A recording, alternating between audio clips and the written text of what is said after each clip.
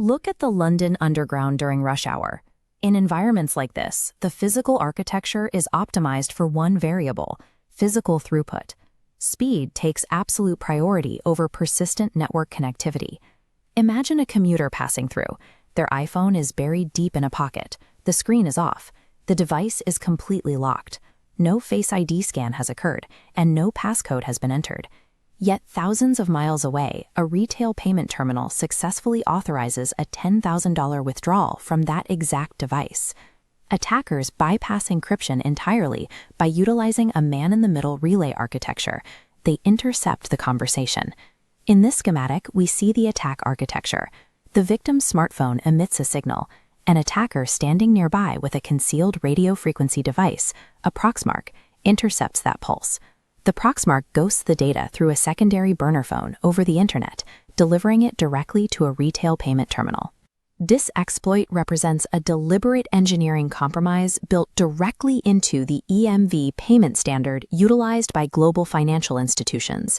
Advanced biometric hardware means absolutely nothing if the underlying communication protocol rules can be spoofed in the air. To understand the failure, we have to look past the glass and aluminum down to the secure element microchip. This chip communicates with card readers using a global radio frequency standard known as ISO 14443-A. Under this standard, the interaction always begins with a wake-up command. A payment terminal formally broadcasts a radio request asking any nearby chip to identify itself. Apple introduced a feature called Express Transit Mode. The physical necessity here is obvious. Transit authorities cannot have thousands of people pausing at turnstiles to take off their gloves or masks to scan their faces. The attacker leverages this convenience.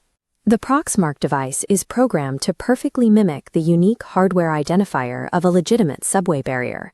Walking past the victim, the attacker's proxmark broadcasts that specific transit wake-up command directly into the victim's pocket. The secure element recognizes the transit request.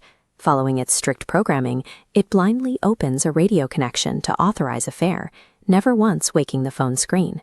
The engineering quest to maximize human traffic flow at subway gates created a permanent, exploitable blind spot inside the device's highest security layer. Merely intercepting that transit signal only yields a $5 subway fare. To extract $10,000, the attacker must modify the unencrypted protocol flags in real time. This diagram shows the architecture of the binary data packet exchanged between the phone and the terminal. First is the Terminal Transaction Qualifiers block, or TTQ. This tells the phone what kind of terminal it is speaking to. The attacker's script intercepts the signal and alters the TTQ. They flip a bit to declare that the terminal is currently offline, perfectly mimicking a disconnected subway reader.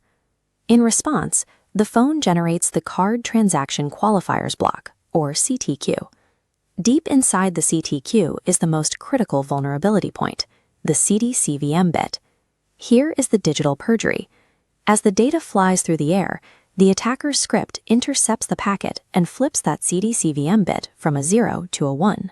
By setting this to 1, the data packet actively lies to the merchant terminal. It registers that a biometric Face ID or fingerprint scan has already successfully occurred. The merchant terminal reads the altered flag. Trusting the data, it bypasses the PIN requirement and authorizes the $10,000 request.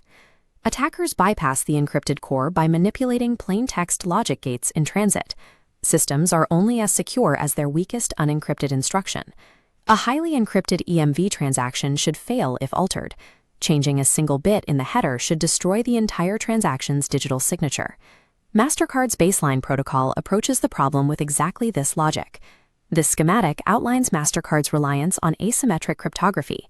Public and private keys are mathematically bound to the entirety of the transaction data, including the header flags. If an attacker attempts the exact same bit flip on a Mastercard, the altered CTQ bit breaks the cryptographic math. The terminal detects the mismatch and instantly rejects the transaction.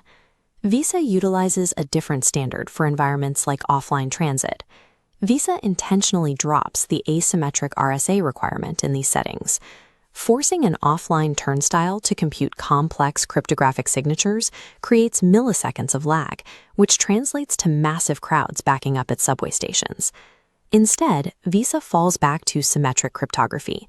The core payment payload is encrypted and verified with the bank later, but the terminal-level signature check on the header data is completely ignored. In this schematic, we see the merchant terminal blindly accepting the unencrypted CTQ header because the asymmetric check was mathematically bypassed. The $10,000 loophole exists strictly in this narrow intersection. Apple's Express Transit mode collides with Visa's symmetric offline fallback, creating an open door. This specific vulnerability has been documented and public since 2021. If the mechanism is perfectly understood, why haven't Apple and Visa issued a software patch to close the loophole? The answer lies in the concept of industrial legacy and the physical constraints of the global financial network. It is practically impossible to execute a synchronous, over-the-air protocol update to millions of disconnected, offline transit turnstiles worldwide.